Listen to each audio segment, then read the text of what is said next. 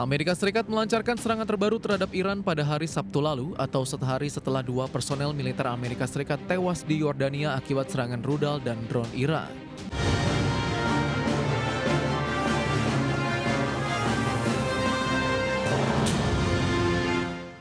Ya, pemirsa, Amerika Serikat melancarkan serangan balasan terhadap Iran usai tewasnya dua personil militer Amerika Serikat di Yordania. Sementara itu, Iran menyatakan tidak akan lagi mematuhi ketentuan dalam perjanjian gencatan sementara.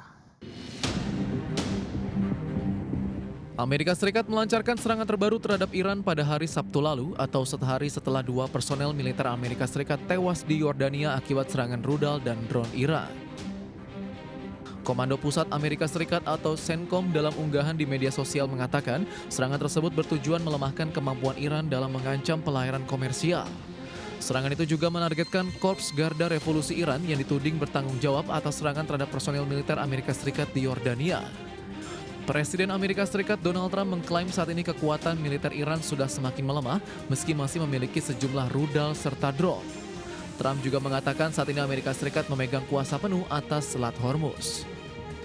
Well, we feel very badly, but those great people, those great patriots were out there fighting that Iran cannot have a nuclear weapon. Iran has been very, very badly damaged. They've lost everything almost militarily. They've got very little left. They've got some missiles. They've got some drones. They've got some manufacturing ability, not much. We control the strait. They don't control anything. Sebelumnya Iran pada Sabtu lalu mengumumkan tidak lagi akan mematuhi ketentuan dalam perjanjian gencatan sementara setelah melancarkan serangan besar-besaran terhadap negara-negara di Timur Tengah termasuk Kuwait dan Yordania. Iran mengklaim serangan tersebut sebagai balasan atas serangan terbaru Amerika Serikat. Berbagai sumber IDX Channel.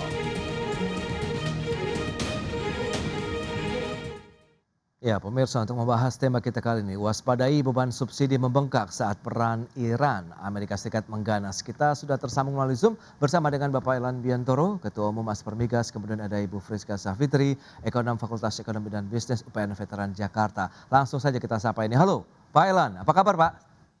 Halo Mas Prasetyo Wibowo, Mbak Friska, kabar baik, Alhamdulillah. Baik, terima kasih atas waktu yang Jumpa lagi disempatkan Pak Elan. Kemudian Ibu Friska, apa kabar? Salam sehat Ibu. Alhamdulillah sehat. Halo Mas Pras, halo Pak Elan, salam kenal semua. Baik, terima kasih atas waktu yang disempatkan. Tadi sudah disampaikan informasi menarik, kembali lagi mengganas ini perang antara Iran, Amerika Serikat yang belum juga selesai. Nah, review dari pelaku usaha migas dong, Pak Elan. Ini seperti apa sih pasca masifnya perang Amerika Serikat sejak 28 Februari lalu sampai saat ini belum mereda juga ini, Pak. Silakan.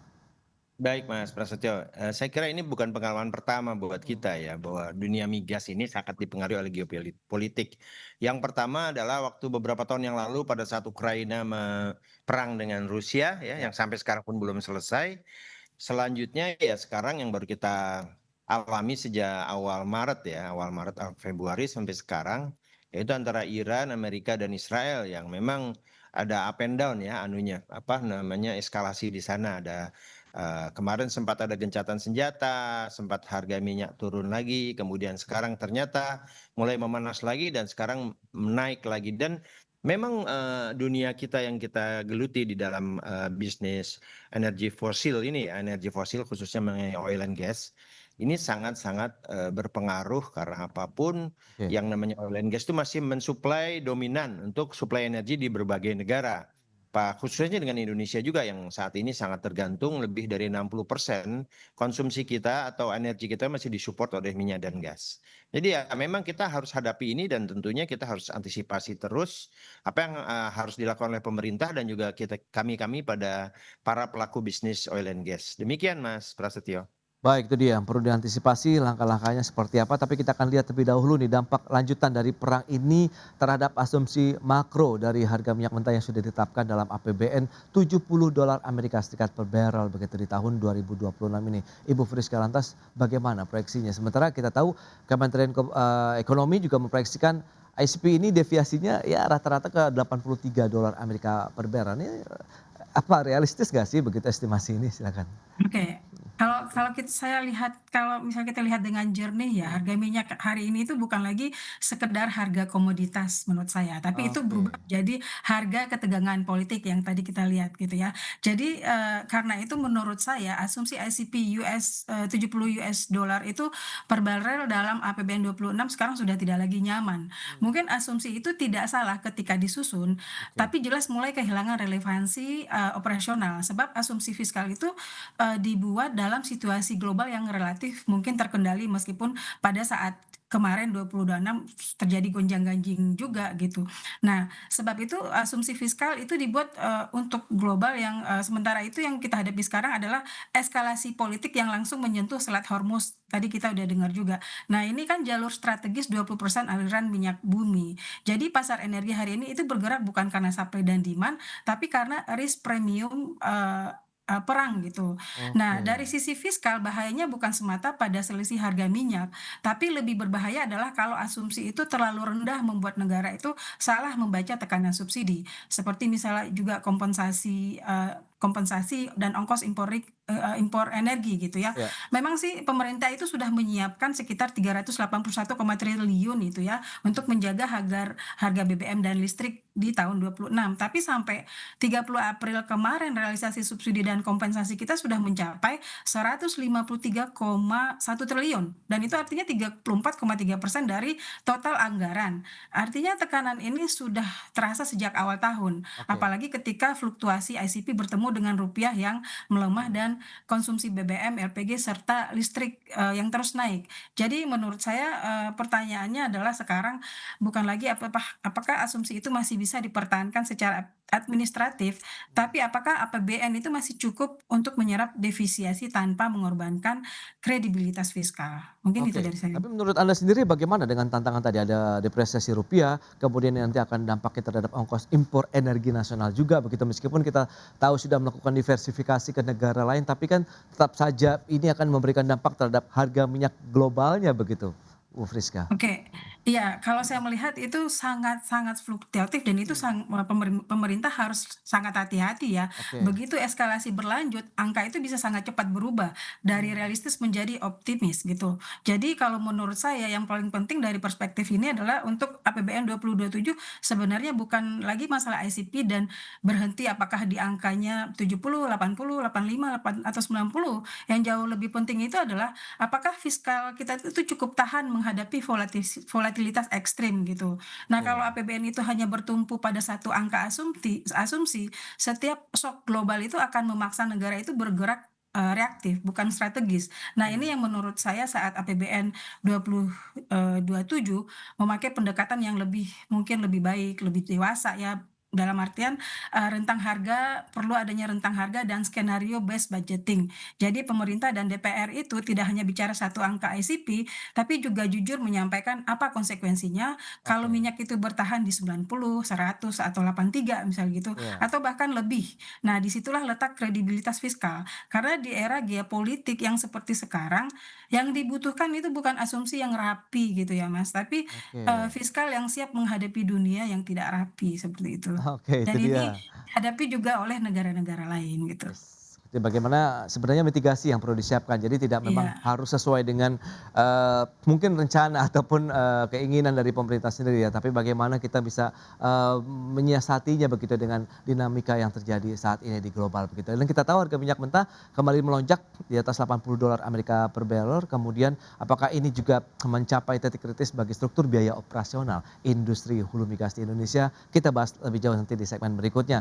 Pak Elan dan juga Ibu Friska, kita akan jeda dulu sebentar dan pemirsa kami akan segera kembali usai pariwara berikut ini.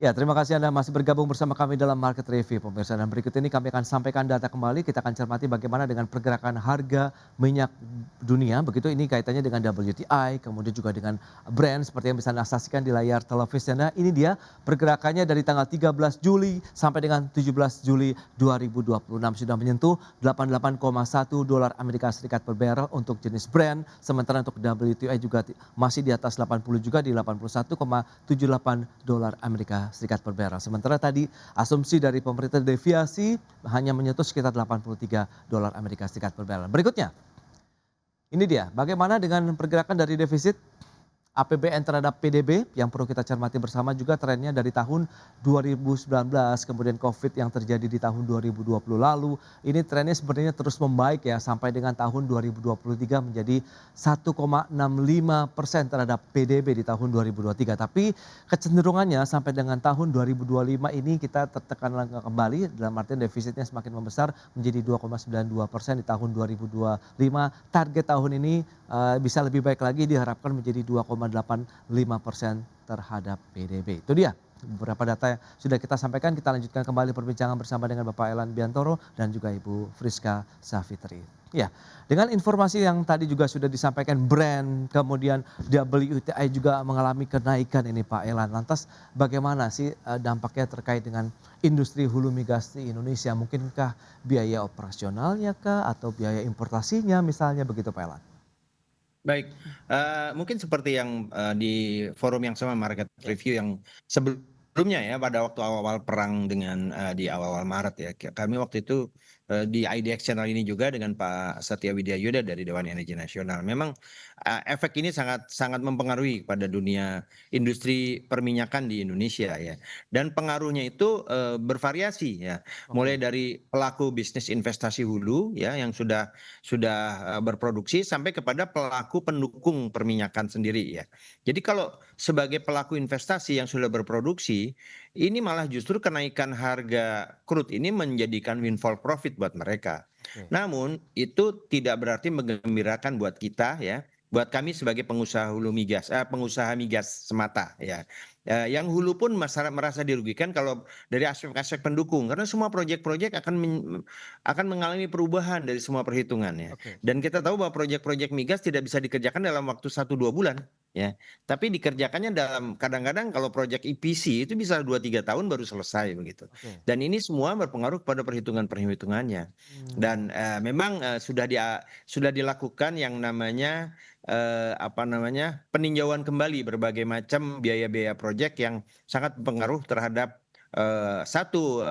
harga bahan baku ya, karena dengan kenaikannya harga minyak ya, harga crude ini berimbas kepada semuanya, termasuk harga logam, harga import bahan baku dan lain sebagainya, chemical, bahan kimia dan lain sebagainya itu menjadi sangat berubah. Nah, apalagi dengan kurs dolar yang semakin meningkat terhadap rupiah ya, rupiah yang tadinya cuma 15-16 ribu sekarang menjadi 18 ribu. Itu menjadi seperti jatuh tertimpa tangga bagi para anggota kami di Aspermigas yang menjadi kontraktor ya atau pendukung perminyakan. Buat mereka kontrak yang sudah dicatat sebagai sekian angka sebagai nilai kontrak, tentunya biaya-biaya perhitungan mereka menjadi meleset. Nah, disinilah dilakukan berbagai macam, termasuk kami dari Aspermigas untuk melakukan negosiasi dengan para pemegang Oke. klien ya di tempat kami agar ada peninjauan ulang terhadap biaya-biaya proyek yang sedang berjalan, Oke. atau kita membuat semacam revisi terhadap budget yang sudah disetujui sebelumnya begitu. Ya, Itu terkait yang dengan dilakukan oleh kami dari Aspermigas ya, begitu. terkait dengan harga BBM yang memang kemarin sempat mengalami kenaikan yang non subsidi begitu ya Pak Elan. Bagaimana dengan asumsi harga minyak dunia saat ini begitu? Potensinya masih berpeluang naik atau turun? Kalau dari Aspermigas sendiri melihat seperti apa Pak kira-kira Saya pandangannya? kira seperti yang disampaikan oleh Mbak Friska tadi bahwa saat ini dengan kondisi geopolitik yang sangat dinamis, kita tidak bisa akan tebak-tebakan akan jatuh di angka berapa begitu ya. Karena Oke. kemarin sempat turun sampai 70, Iya. 72, 74, tapi sekarang udah naik lagi di atas 85 dolar. Ini semua sangat bergantung kepada memanas atau tidaknya di Selat Hormuz ya. Ya. Dan juga kita tahu sendiri seperti di Rusia sekarang juga kembali memanas jelas dengan kita tahu Rusia sekarang sudah ada kebijakan mereka akan memikirkan untuk tidak lagi mengekspor produk minyak mereka atau fuel ya. Kalau minyak mentah mereka bisa masuk, tapi beberapa kilang minyak mereka katanya diserbu oleh Ukraina dan sekarang mengalami kerusakan berat sehingga internal Rusia pun membutuhkan kebutuhan BBM buat dalam negerinya sehingga mereka tidak mengekspor. Nah, ini akan Oke. berdampak juga kepada pengaruh terhadap dunia minyak dan gas di seluruh dunia. Karena apapun Rusia adalah supplier juga. Tidak hanya karena Selat Hormuz, tapi yang lain pun akan sangat berpengaruh apabila ada gejolak geopolitik yang terjadi di beberapa negara. Baik. Jadi ini yang harus kita antisipasi. Asumsi harga tidak bisa kita pakai pegang begitu saja. Tapi yang harus dilakukan oleh pemerintah adalah bahwa kita mengurangi ketergantungan impor sekecil mungkin kalau bisa. Ya, itu sudah Oke. dilakukan oleh pemerintah dengan mencoba beralih dari B40 ke B50, Ya. kemudian ke E10, dari E10 akan dibawa ke E20, kemudian impor LPG akan dikurangi dengan akan menerapkannya menggunakan CNG tabung 3 kilo skala kecil untuk rumah tangga. Saya kira ini adalah usaha-usaha, upaya-upaya yang sudah dilakukan oleh pemerintah dan kita perlu dukung itu. Demikian Oke. Mas Prasetyo. Baik, itu dia ya terkait dengan pergerakan harga minyak mentah dunia terkait dengan harga BBM juga di dalam negeri. Nah, dari Bu Friska, Anda melihat bagaimana? Kalau kita bicara mengenai yang Anda sampaikan, kredibilitas kaitannya dengan APBN. Nah, ini bagaimana penyesuaian harga BBM ini masih bisa terjadi lagi untuk bisa meredam kemungkinan subsidi BBM yang membengkak kah? Atau ada kebijakan lain yang mungkin bisa dicari dari pos-pos lain misalnya Bu Friska oleh pemerintah atau bagaimana? Oke, kalau, kita bertanya apakah perlu BBM itu ada penyesuaian gitu ya. Jadi kalau saya pikir mungkin, perlu dinaikkan jawabannya adalah kita nggak boleh gegabah menaikkan harga untuk semua orang ya, karena, Betul. tapi kita juga tidak bisa mempertahankan skema lama secara membabi buta gitu. Karena masalah hari ini itu seperti tadi sudah diinfokan juga, bahwa itu bukan semata-mata harga, melainkan siapa Iya. yang sebenarnya, berhak menikmati subsidi. Jadi menurut saya yang dibutuhkan bukan keberanian itu untuk, menaikkan harga secara menyeluruh, tapi keberanian untuk membenahi targeting. Memang pemerintah sudah banyak melakukan, perubahan ya, perbaikan lah contohnya ya, dan kita itu patut mendukung. Jadi subsidi yang terlalu umum itu memang, terlihat nyaman secara politik, tapi mahal secara fiskal Iya. dan seringkali tidak adil secara distribusi. Nah, orang yang misalnya paling mampu tetap ikut menikmati, sementara negara itu kan menanggung beban. Padahal secara teknologi, Indonesia itu sebenarnya sudah punya fondasi untuk bergerak lebih cerdas. Misalnya kita bisa melihat skema subsidi tepat atau skema sistem QR My Pertamina itu ya. Artinya kita sudah punya jalan untuk beralih dari pola subsidi barang untuk semua menuju perlindungan yang lebih tepat kepada orang yang benar-benar membutuhkan.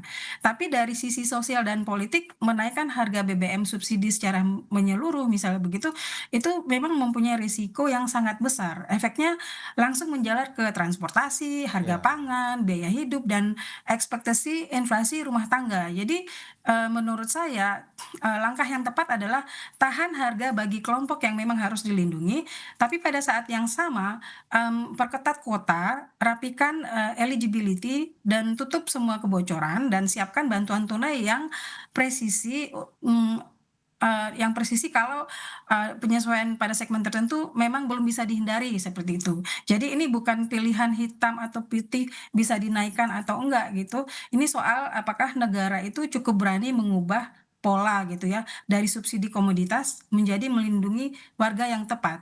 Dan menurut Oke. saya itu jauh lebih sehat untuk APBN, 2027, Ya, seperti itu dan Mas outlook Pras. defisit APBN 2026 yang terbaru kan diperkirakan melebar ini Bu Friska dari target Iya. 2,68 jadi 2,85 ya terhadap PDB atau sekitar 734,3 triliun. Nah, ini apakah yang sudah apa ya bisa dikatakan mencerminkan kondisi real saat ini di tengah ketidakpastian global lagi kah atau bagaimana Anda melihatnya? Oke, sebenarnya ini, masuk akal Ya. sebagai Hmm. baseline, tapi belum cukup untuk menggambarkan kondisi real ketidakpastian ekonomi saat ini. Oke. Karena, kenapa? Karena angka itu masih berdiri di atas asumsi bahwa tekanan itu bisa dikelola, dan padahal realitas di lapangan menunjukkan tekanan datang dari banyak arah sekaligus. outlook resmi sudah naik ya. Nah, dari 2,6 jadi 2,86. Tapi pada saat yang sama, harga minyak tinggi akibat konflik Iran misalnya gitu ya, subsidi energi membesar dan OECD juga memperkirakan harga BBM itu tetap ditahan, lonjakan harga minyak saja bisa menambah defisit kita itu sebesar 0,6% PDB. Itu berarti ruang fiskal kita sebenarnya jauh lebih sempit dari yang terlihat di atas kertas. Nah, dari sisi domestik masalahnya bukan APBN, ekonomi dalam negeri juga sudah tidak sepenuhnya kuat gitu. Sementara kan World Bank juga memprediksikan pertumbuhan ekonomi kita melambat ke 5% pada 2026 karena tekanan fiskal kita naik misalnya gitu ya.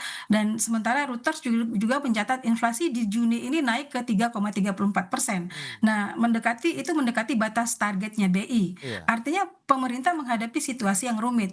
Belanja subsidi naik, daya beli harus dijaga, rupiah tertekan, tapi ruang ekspansi fiskal justru makin terbatas. Jadi kalau menurut saya 2,8% itu lebih tepat dibaca sebagai angka manajemen risiko, bukan cermin penuh dari seluruh ketekanan yang sedang menumpuk. Karena itu yang paling penting bukan sekedar mengatakan bahwa defisit kita masih di bawah 3%. Yang lebih penting adalah apakah pemerintah punya koreksi kebijakan yang nyata. Artinya di sini ada efisiensi belanja yang benar-benar dijalankan, subsidi yang makin tepat sasaran, dan skenario Baik. kontingensi kalau minyak naik lagi atau rupiah melemah seperti tadi yang kita diskusikan Oke. sebelumnya gitu. Oh, itu dia beberapa rekomendasi yang sudah disampaikan Bu Friska. Terakhir nih Pak Elan, singkat saja Pak, bagaimana rekomendasi dari Asper Migas untuk menyikapi kondisi global yang ya tidak menentu begitu Pak Elan, singkat. Ya, saya kira tadi Mbak Friska sangat dalam membahas aspek fiskal dan juga masalah keekonomian ya dalam negeri ini.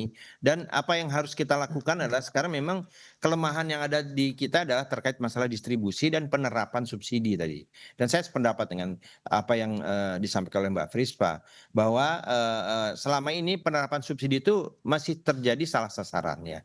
Orang yang tidak berhak menerima subsidi tapi dia mengambil dengan memanfaatkan berbagai macam kelemahan aturan yang masih ada, yang sudah ada di saat ini tapi dimanfaatkan oleh segelintir orang gitu. Dan itu yang menjadi kewaspadaan yang harus dilakukan oleh pemerintah ya. Jadi subsidi ini harus tepat sasaran dan subsidi ini harus kepada hal-hal yang sifatnya produktif bukan konsumtif ya. Jadi maksudnya produktif itu adalah masyarakat ekonomi lemah untuk menjalankan ekonominya, kemudian truk-truk pengangkut bahan pokok dan lain sebagainya itu boleh menggunakan subsidi, tapi pengusaha-pengusaha yang memang berbisnis di bidang komersial itu saya kira mereka tidak pada tempatnya menerima subsidi dan harus berhitung segalanya dengan angka-angka yang memang sudah mereka harus lakukan karena kenaikan harga BBM yang normal ya. Baik. Gitu. Nah, Oke. ini menjadi PR juga buat pemerintah agar iklim investasi migas itu tetap terjaga supaya sekarang itu sebetulnya dari aspek hulu sekarang sedang semangatnya untuk berinvestasi dan itu tolong didukung dengan melakukan namanya kemudahan-kemudahan dalam berinvestasi, perizinan, kemudian masalah-masalah aspek birokrasi yang panjang tolong diperpendek dan juga membuat para investor nyaman seolah-olah mereka harus mendapat kita siapkan karpet merah buat mereka untuk melakukan investasi karena apapun peningkatan ya lifting minyak maupun gas itu sangat dibutuhkan secepatnya buat Indonesia agar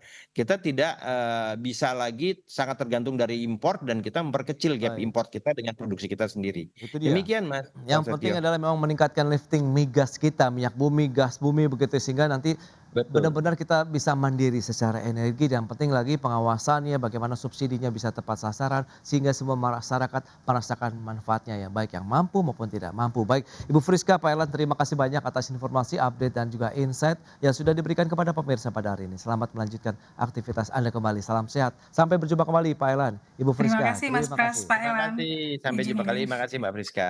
Sama-sama. Baik pemirsa, 1 jam sudah saya menemani Anda dalam Market Review dan ikuti terus beragam informasi pilihan hanya di IDX Channel, TV bisnis nomor 1 di Indonesia. Saya Prasetyo Wibowo beserta seluruh kerabat kerja yang bertugas pamit undur diri. Terima kasih, sampai jumpa.